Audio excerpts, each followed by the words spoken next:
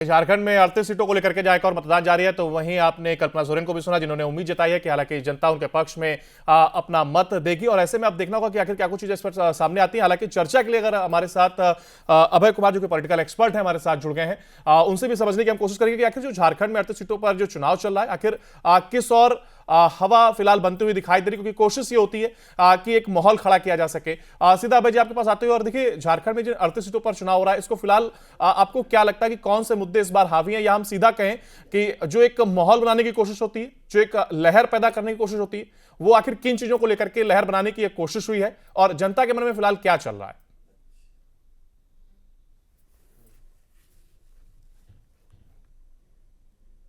Studio. जी, आपकी आवाज मुझ तक पहुंच पा रही है?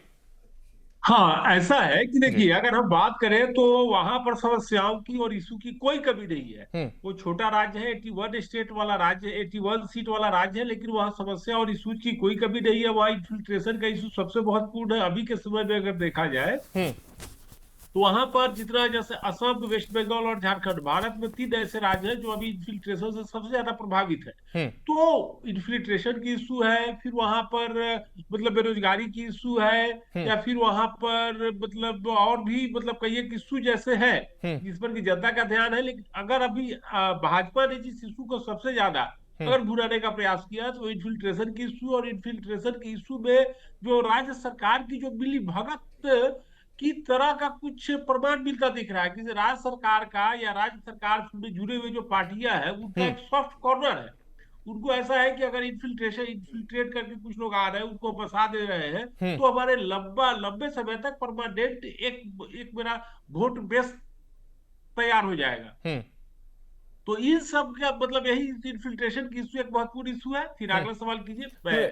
नहीं, जी। जिन चीजों का आपने जिक्र किया है, इससे तो साफ तौर पर बीजेपी को फायदा पहुंचता हुआ दिखाई दे रहा है उस हिसाब से। और अगर मैं ये और समझना चाह रहा हूं कि क्या जिन मुद्दों को लेकर के बीजेपी आगे आई, क्या जनता तक पहुंचने में वो कामयाब रही, क्या मैसेज जो जनता तक पहुंचा है? और उसमें एक बड़ी वजह, क्योंकि देखिए घुसपैठियों को लेकर के और जो डेमोग्राफिक चेंज, जो एक बड़ी वजह बीजेपी की ओर से बताया गया, हेमंता बिश्वा शर्मा की अगर हम बात करें, या फिर तो एक माहौल बनाने की कोशिश हुई, और वो तमाम बयानबाजी करते हुए भी इस दौरान दिखाई दिए। शिवराज सिंह चौहान भी कुछ इसी तरीके से आगे बढ़ते हुए नजर आए थे। तो ऐसे में क्या जनता को डेमोग्राफिक चेंज उतना समझ में आता है, या घुसपैठिए मुद्दा जो था ये समझ में आता है, या फिर वो रोजगार को लेकर के आगे बढ़ेंगे? और जिस तरीके से, क्योंकि मैया सम्मान योजना की अगर बात की जाए तो उनको अगर लाभ पहुंच रहा है, महिलाओं को अपने पाले में कोशिश जेएमएम ने कोशिश करी, तो क्या बीजेपी अपने मुद्दे पहुंचाने में कामयाब रही जनता तक, या फिर अगर हम जेएमएम की बात करें तो वो सफल होती हुई दिखाई दे रही?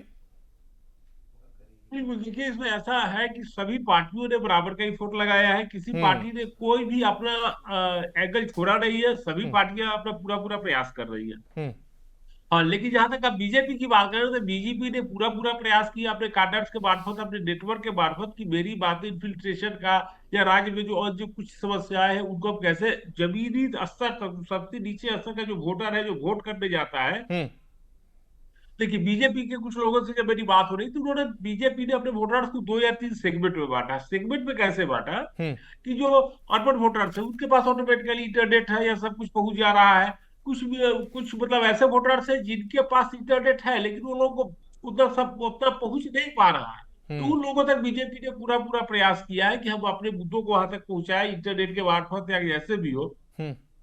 तो किसी पार्टी ने प्रयास नहीं छोड़ा है, बीजेपी ने भी नहीं छोड़ा है। बीजेपी के मतलब हिमंता बिस्वा शर्मा जो असम के मुख्यमंत्री है, जो कि इन्फिल्ट्रेशन के एक्सपर्ट माने जाते हैं, इन्फिल्ट्रेशन वाले इशू के एक्सपर्ट माने जाते हैं। जी। असम मतलब कि असम में इन्फिल्ट्रेशन का उन्होंने जैसे समस्या का समाधान करने का प्रयास कर रहे हैं। हम्म। तो उनको यहाँ का इंचार्ज बनाया गया, मतलब फिर मध्य प्रदेश के पूर्व मुख्यमंत्री को यहाँ इंचार्ज बना के लाया गया। हम्म। तो बीजेपी ने अपनी तरफ से कोई भी कोर कसर छोड़ने का प्रयास हम्म। नहीं किया है। हम्म। उसके बाद मैं एक चीज अपने तरफ से और बताना चाहूंगा। हम्म। उसमें यह है कि कांग्रेस जो जेएमएम या इंडी गठबंधन जो झारखंड में है, उसमें जो सीटों का जो बंटवारा हुआ है वह बीजेपी के काफी मुफीद है। बीजेपी को वो बहुत बड़ा स्पेस दे रहा है। कैसे? हम्म। कांग्रेस पार्टी वह अलायंस में 31 सीट पर चुनाव लड़ रही है, और कांग्रेस पार्टी को ज्यादा सीट देना चुनाव हारने की सब मतलब गारंटी तो नहीं है, लेकिन चुनाव में कमजोर होने की गारंटी अवश्य है। कैसे? हम्म। अभी तुरंत जम्मू एंड कश्मीर में असेंबली पोल हुआ, 90 सदस्यीय विधानसभा में। वहां पर कांग्रेस पार्टी ने अलायंस के तहत नेशनल कॉन्फ्रेंस से 32 सीटें ली थी। हम्म। 32 सीट लेने के बाद इसे 7 सीटों पर नेशनल कॉन्फ्रेंस अपने अपने अपने जो एलाई थे उनके खिलाफ कैंडिडेट खड़ा कर दिया। तो कांग्रेस पार्टी ने 38 विधानसभा सीटों पर चुनाव लड़ा और सिर्फ 6 सीटें जीती। हम्म। अगर कांग्रेस पार्टी वहां पर हम्म। 90 सदस्यीय में अपने ताकत के मुताबिक 15-20 सीटों पर चुनाव लड़ती तो भी उतना ही सीट जीतती। हम्म। लेकिन मतलब इसके अलायंस का अच्छा परफॉर्मेंस होता हम्म। और इसका एवज हुआ कि नेशनल कॉन्फ्रेंस में पूरी तरह इनको ने मंत्रिमंडल सभा मतलब अपने मंत्रिमंडल बनाया, वहां शामिल किया, नहीं किसी प्रकार का राज्य में स्पेस दे रही है। हम्म। तो इनको भी कांग्रेस पार्टी की क्षमता जो झारखंड में है 81 सदस्यों में 15 से 20 सीटों पर चुनाव लड़ना चाहिए थे, इन्होंने 31 सीटें ले लिया। और हम्म। 31 सीट जो ले लिया उसमें कुछ कमजोर सीटें हैं जो कि एनडीए के जीत की मतलब ये है। हम्म। तो इसलिए एनडीए ऐसे भी मजबूत होती जा रही है क्योंकि कांग्रेस पार्टी जो कम सीटों पर चुनाव लड़ी है वो भी कांग्रेस पार्टी के मतलब कांग्रेस पार्टी अधिक सीटों पर चुनाव जीत रही, वो भी बीजेपी को मजबूती दे रही है। जी तो क्या जो इस तरीके से जम्मू कश्मीर में चुनाव हुआ, क्या उसका कंपैरिजन झारखंड से हो सकता है? क्या आप मुद्दे वाइज देख रहे हैं या जो माहौल वहां पर देखने को मिला, क्योंकि यहां पर पहले से ही कांग्रेस यहां पर रही है और गठबंधन की सरकार थी, तो आखिर किस बिहाफ पे ये कंपैरिजन है, मैं अगर डिटेल में समझना चाहूं।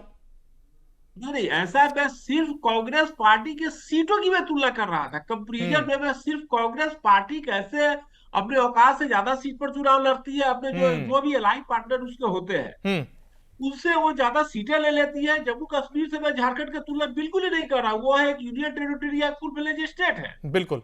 बिल्कुल मैं तुलना नहीं कर रहा हूँ। हम्म। मैं सिर्फ कांग्रेस पार्टी जैसे मैं एक लाइन में बिहार का जोड़ना चाहता हूँ हम्म। कि बिहार में जब पिछला बार स्टेट असेंबली पोल हुआ तो कांग्रेस पार्टी ने आरजेडी पर दबाव डालकर 70 सीटें ले ली। हम्म। और कितनी सीटें जीती? 19 सीटें जीती। हम्म। जो एनडीए है बिहार में नीतीश जी और बीजेपी का अलायंस 51 सीट वो सिर्फ जीत गई कांग्रेस के कारण। हम्म। अगर कांग्रेस पार्टी अपने ताकत के मुताबिक बिहार में 30-35 सीट पर 25-30 सीट पर चुनाव लड़ी रहती हम्म। तो संभव था कि बिहार में तेजस्वी यादव मुख्यमंत्री बनते या उस अलायंस की सरकार बन सकती थी। हम्म। लेकिन कांग्रेस पार्टी का मेरा कहना है कि कांग्रेस पार्टी चाहे वो जम्मू कश्मीर हो, झारखंड हो, बिहार हो या अन्य कई राज्य है, हम्म। वहां जाती है और अपने जो भी अलायंस पार्टनर होती है उससे ज्यादा सीट लेने का प्रयास करती है हम्म। और सीट ले लेती है और हार जाती है, मतलब अपने भी हारती है और अपने अलायंस पार्टनर को भी हराती है। हम्म। कम से कम मैंने आपको 3 उदाहरण दिए, 2 उदाहरण मतलब जो जम्मू कश्मीर में तुरंत अभी से कुछ दिन पहले इलेक्शन हुआ है वहां पर इस कांग्रेस पार्टी ने 51 सीट मतलब 51 सीट पर अलायंस हुआ था नेशनल कॉन्फ्रेंस के साथ जिसमें 51 सीट पर लड़ना था। हम्म। नेशनल कॉन्फ्रेंस को 32 सीट पर लड़ना था कांग्रेस को। हम्म। वहां भी कांग्रेस के औकात से ज्यादा सीटें थी। हम्म। कांग्रेस पार्टी ने 32 सीट लेने पर बन नहीं भरा तो इसे 6 सीटों पर अन्य उम्मीदवार खड़ा किए हम्म। और 7 सीटों पर कांग्रेस पार्टी ने 7 सीटों पर अपने अलायंस पार्टनर जम्मू कश्मीर में हम्म। अलायंस पार्टनर नेशनल कॉन्फ्रेंस के खिलाफ कैंडिडेट खड़ा किए। हम्म। और उन 7 सीट पर कांग्रेस पार्टी न किसी सीट पर जीती न दूसरे पायदान पर आई। हम्म। तो मैं ये कहना चाह रहा हूँ सीट पर सिर्फ जम्मू कश्मीर बिहार या इस पर हम्म।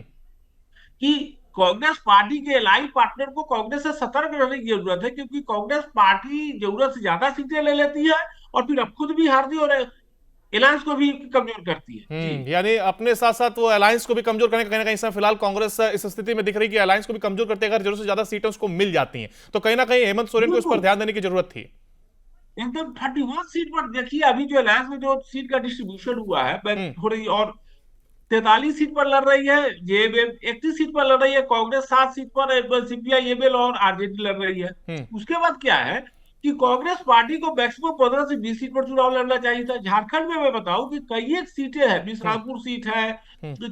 छतरपुर सीट है, कई एक सीटें हैं जहां पर की अलायंस के बावजूद भी कांग्रेस और इंडी गठबंधन के पार्टी आपस में एक दूसरे से फाइट कर रहे हैं। जैसे बीजेपी के वहां नन प्रोजेक्टेड चीफ मिनिस्टर थे सर, प्रोजेक्ट बीजेपी ने नहीं किया है लेकिन हर कोई जानता है कि बीजेपी अगर चुनाव जीतेगी तो बाबूलाल मरांडी मुख्यमंत्री बनेंगे। हम्म। हर कोई हम लोग एक्सपेक्ट कर रहे हैं, घोषणा नहीं किया है। हम्म। बाबूलाल मरांडी जिस सीट से चुनाव लड़ रहे हैं धनवार सीट से, हम्म। उस सीट पर इंडी अलायंस का जिसकी partner Congress party JMM CPI ML और आरजेडी है, हम्म। उस सीट पर भी एक मत का कैंडिडेट नहीं है। उस सीट पर भी JMM versus CPIML versus Babulal Marandi है। मतलब बाबूलाल मरांडी को उन्होंने वॉकओवर दे दिया है। हम्म। बाबूलाल मरांडी को मतलब इंडी अलायंस ने पूरी तरह वॉकआउट दे दिया कि भैया आप हम मेरे तरफ से कोई आपको फाइट नहीं है, आप पूरे स्टेट में जाकर प्रचार करो। हम्म। तब जबकि होता क्या है कि जो चीफ मिनिस्टर का कैंडिडेट होता है उसके खिलाफ जो विपक्षी विपक्षी जो पार्टियां होती है बड़ा ही समझ बुझ करके अच्छे कैंडिडेट को उतारती है। हम्म। क्यों? क्योंकि जो विपक्ष का जो मुख्य जो कैंपेनर है, बड़ा नेता है, वो अपने क्षेत्र में घिर करके ज्यादा समय देवे। हम्म। लेकिन कांग्रेस पार्टी नित इंडी गठबंधन ने झारखंड के वर्तमान असेंबली पोल में यह भी नहीं किया है, हम्म। जो कम से कम हर पार्टी हर स्टेट में हर जगह करती है। जी। बिल्कुल। देखिए, जिस तरीके से आपने रखा है, ऐसे में मैं चाह रहा हूं कि अगर हम हॉट सीटों की बात करें तो संथाल परगना इन दिनों काफी चर्चा में रहा और आदिवासी वोट बैंक वहां पर बताते हैं कि हावी रहा है। तो संथाल परगना को लेकर के आपको क्या लगता है और वहां पर जो वोट बैंक है वो क्या सोचता है, आखिर उसके अंदर क्या कुछ मुद्दे, क्योंकि हमने पॉलिटिकल चर्चा की, लेकिन अगर लोगों की बात की जाए तो उनके अंदर फिलहाल क्या मुद्दे हैं? देखिए, अगर संस्थाल की बात करें तो संस्थाल में ही राजमहल पाकुड़ डिस्ट्रिक्ट है। हम्म। तो कहने का अर्थ है कि इन्फिल्ट्रेशन की जो समस्या है हम्म। झारखंड में अगर सबसे ज्यादा है तो इसी रीजन में है। हम्म। और वहां पर पहले जो घुसपैठी है पहले झारखंड के संस्थान में आते हैं और वहां से पूरे राज्य में फैलते हैं। हम्म। तो अगर हम बात करें पूरे राज्य में इन्फिल्ट्रेशन के इशू है, लेकिन डबल इशू, यह इशू सबसे बड़ा हम्म। और सबसे इंपॉर्टेंट इशू कहाँ है? इसी रीजन में है, इस हम्म। रीजन की हम चर्चा कर रहे हैं। हम्म। तो कहने का संस्थान में लगभग 18 विधानसभा की सीटें हैं। हम्म। और वहां पर बीजेपी का परफॉर्मेंस के लिए इसलिए क्योंकि वहां पर पोलराइजेशन अगर स्टेट में देखा जाए सबसे अधिक है, क्योंकि वहां पर घुसपैठिया वर्सेस मतलब इसकी लड़ाई कर रहा है। तो हम्म। बीजेपी ने वहां पूरा प्रयास किया है जेएमएम और कांग्रेस पार्टी को कि भैया देखिए हम घुसपैठ को कैसे बढ़ावा देते हैं, हम्म। इसे कैसे यहाँ के जो लोकल है उनको दिक्कत होती है। हम्म। तो वहां पर संस्थान की बात करें तो वहां पर सबसे ज्यादा तो यही इशू है। जी जी। एक जवाब मैं इस पर और चाह रहा हूं कि देखिए, इन्फिल्ट्रेशन का आपने जिक्र जरूर किया, लेकिन जिस तरीके से मैंने देखा कि गठबंधन की सरकार फिलहाल वहां है, बीजेपी की अगर बात की जाए तो किसी प्रकार का लोगों के अंदर कोई एक हुजूम नजर नहीं आया कि इन्फिल्ट्रेशन को लेकर के वो सड़क पर उतरते हो, किसी प्रकार का कोई प्रदर्शन होता हो। हाँ, बीजेपी ने जरूर इसको भुनाने की कोशिश की और मंच से इस बात को बार बार अपने बयान में शामिल किया। तो क्या लोग इसको लेकर के जागरूक हैं कि अगर घुसपैठ होती है तो हमें दिक्कत कितनी होगी, या वो अपने काम में ही व्यस्त है? बिल्कुल ऐसी बात नहीं है। अब लोग जागरूक हो रहे हैं, हम्म। अब इंटरनेट का जमाना है, हर किसी के पास इंफॉर्मेशन है। हम लोग भी उसी आधार पर जुड़े हुए हैं, मैं कहीं और हूँ, आप कहीं और है, फिर भी हम्म। हम लोग उनसे अच्छे से बात कर रहे हैं। तो कहने का अर्थ है कि समस्या का अब हर किसी को लगभग आभास हो चुका है। और पॉलिटिकल पार्टी कोई कोर कसर नहीं पीछे नहीं छोड़ती है कि भैया हम अपने जो मेरे वोटर्स है उन तक पूरी बात हम उन्हें पहुंचा दे। तो हम्म। इसमें कोई कोर कसर नहीं छोड़ती है। बल्कि मैं एक बात और बताऊं हम्म। कि झारखंड में तो 2 फेज में चुनाव हो रहा है। मैं सबसे ब्यूटीफुल ये देख रहा हूँ कि हम्म। यहाँ पर दोनों फेज का इलेक्शन बुधवार को हुआ है। हम्म। और बुधवार है क्या कि मतलब कोई हॉलीडे का दिन नहीं है, इस कारण से आज ऐसे भी ज्यादा वोट पड़ेगा। हम्म। मैं आपको बातों बातों बताऊं कि पिछला जब लोकसभा चुनाव हुआ है हम्म। उसमें 6 फेज, 7 में 6 फेज का जो इलेक्शन हुआ सो हॉलीडे था, एक्सटेंडेड हो या एक्सटेंडेड हो हॉलीडे था। हम्म। 115 सीट पर इलेक्शन हुआ, वह था छुट्टी का दिन था। और 334 सीटों पर जो चुनाव हुआ वह था एक्सटेंडेड था। हम्म। कहने का था कि 449 सीट, केवल 94 सीट पर ऐसा इलेक्शन हुआ लोकसभा चुनाव में हम्म। जिस दिन की मतलब वर्किंग डे था। नहीं तो फिर सभी जो 94 सीट के अलावा 449 सीट पर जो इलेक्शन हुआ वह मतलब एक्सटेंडेड हो हॉलीडे था या ये था। तो हम्म। कहने का अर्थ है कि आज ऐसे समय पर इलेक्शन हो रहा है जब कोई छुट्टी पर नहीं जाने वाला है, जब हर कोई अपने घर के आसपास रहेगा तो वोट करेगा। तो मैं आशा करता हूँ ये अच्छा वोट पड़ेगा। जी। यानी वोट प्रतिशत अगर बढ़ता है तो इसका भी लाभ कहीं ना कहीं बीजेपी को मिल सकता है सीधे तौर पर। देखिए ऐसा बिल्कुल मेरा मानना है कि जो मतलब जब वोट ज्यादा होता है तो बीजेपी की जीतने की संभावना मतलब अधिक होती है। तो हम्म। बिल्कुल आप बिल्कुल सही बोल रहे हैं कि हम्म। बीजे जब कभी भी वोटिंग परसेंटेज कम होता है तो बीजेपी के लिए समस्याएं इंक्रीज करती है। हम्म। तो मेरा बिल्कुल मानना है कि अगर ज्यादा वोट पड़ता है तो हम्म। बीजेपी का पूरा पूरा प्रयास है, हम्म। अधिक वोट पड़ेगा तो बीजेपी अच्छी स्थिति में रहेगी हम्म। और उसके चुनाव जीतने की संभावना अधिक होगी। चलिए, जी। आज कई मुख्य चेहरे भी ऐसे हैं जो कि मैदान में अपनी किस्मत को आजमा रहे हैं, इसलिए मैं चाह रहा हूं बरहेट सीट से अगर शुरुआत करें तो देखिए हेमंत सोरेन यहां से मैदान में, तो वहीं इसके साथ ही साथ अगर भाजपा की बात की जाए तो मरियल हेम्ब्रम को उन्होंने मैदान में उतारा है। लेकिन इस पर जिक्र मैं इसलिए आपसे कर रहा हूं क्योंकि पहले यहां से सिमोन माल्तो थे और वो अब बीजेपी में है नहीं। ऐसे में भीतरघात का खतरा बना हुआ है, तो क्या ऐसा है या भीतरघात का किसी प्रकार कोई खतरा है? देखिए जब अगर हम झारखंड के असेंबली पोल की या झारखंड की पॉलिटिक्स की बात कर रहे हैं तो हम लोग एक नजीर है जो कि सब बातों को पीछे छोड़ देगा। जी। जब शिबू सोरेन साहब राज्य में पहली बार मुख्यमंत्री बने थे तो हम्म। वो विधायक नहीं थे। हम्म। 2008 और 2009 की बात है। 2008 तो वो इलेक्शन मतलब 2008 से शुरू होकर 2009 तक गया था। हम्म। तो शिबू सोरेन साहब जो कि राज्य के सबसे पॉपुलर नेता माने जाते हैं, हम्म। उन्होंने विधायक बनने के लिए तमार असेंबली सीट से चुनाव लड़ा। तमार के जो विधायक थे रमेश सिंह मुंडा, उनका निधन हो गया था, तो उसी पर बाईपोल हुआ, तो उस सीट पर वो चुनाव लड़ रहे थे। राज्य का मुख्यमंत्री, राज्य का सबसे लोकप्रिय नेता, हम्म। और वह एक पॉलिटिकल लोभिस्ट राजा पीटर से चुनाव हार गया। हम्म।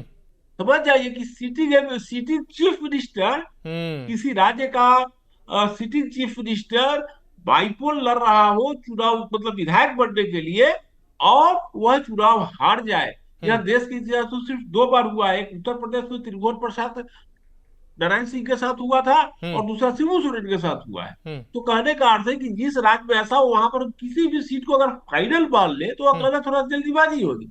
हाँ, किसी सीट पर कोई कैंडिडेट आगे जरूर है, कोई पीछे है, लेकिन जिस राज्य में मुख्यमंत्री अपना मुख्यमंत्री विधायक बनने के लिए चुनाव लड़े, और उस सीट पर अगर चुनाव लड़ जाता है, हार हम्म। जाता है, हम्म। तो फिर हम किसी भी सीट को लेकर करके थोड़ा स्पष्टता से कहने में थोड़ा हमको ये करना चाहिए। जी जी, बिल्कुल। देखिए, परहेज आप करना चाहिए। आपकी इस बात से एक बात तो साफ है कि बिल्कुल जनादेश का सम्मान और जनता कब किस और करवट ले ले, या क्या माहौल उसको प्रभावित कर देगा या क्या वो सोचती है, इस पर सब कुछ निर्भर करता है, ना कि वहां पर प्रत्याशी कौन है, अब क्या है, इस पर। बिल्कुल बिल्कुल, आपने वही बात बोला जो मैं बस इशारा किया था, जो मैं जी। बोलना चाह रहा था कि कहीं भी हम्म। जब चीफ मिनिस्टर, दोनों चीफ मिनिस्टर, भारत के इतिहास में दो बार ऐसा हुआ है हम्म। कि मुख्यमंत्री विधायक बनने के लिए, कि भाई मुख्यमंत्री है तो विधायक विधानसभा में पहुंचे 6 महीने के अंदर जरूरी है। हम्म। तो दो बार मुख्यमंत्री चुनाव लड़े और दो बार हार गए। दो ही केस हुआ है, हम्म। इंक्लूडिंग मतलब झारखंड। झारखंड। तो कहने का यह है कि वहां पर थोड़ा ये कहना कौन जीत रहा है कौन हार रहा है, ये हम्म। थोड़ा सा हम लोग का, मैं तो यही कहूंगा कि थोड़ा इस लोग अत्यधिक इसको ये कर रहे हैं, चलिए, बिल्कुल इंतजार इलोंगेट करते हैं, कर और रहे हैं जी। बिल्कुल 23 नवंबर को भी हम एक बार फिर से आपसे कोशिश करेंगे जुड़ेंगे, और जो भी रिजल्ट आता है उस पर भी हम आपसे चर्चा करेंगे। फिलहाल बहुत शुक्रिया आपने समय हमें देने के लिए। देखिए, जिस तरीके से झारखंड में फिलहाल 38 सीटों पर एक और जहां मतदान जारी है, तो वहीं जनता फिलहाल घर से निकलकर मतदान केंद्र तक पहुंच रही है, और आज सुबह 7 बजे से शाम 5 बजे तक फिलहाल वोट जारी है, और लगातार हम आप तक अपडेट पहुंचाते रहेंगे।